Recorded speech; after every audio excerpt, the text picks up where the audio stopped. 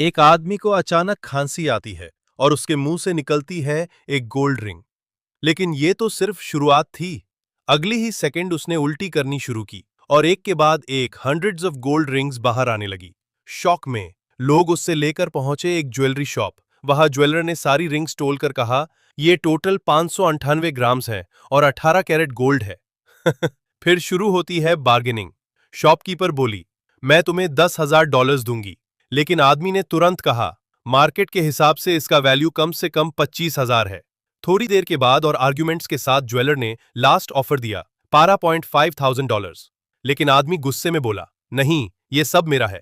और उसने वुमन को स्कोल्ड करके वहां से चले जाना डिसाइड किया। और जैसे ही वो निकलता है, दूर से एक नया शख्स उससे घुरता हुआ नजर आता है। अब आगे क्या होगा?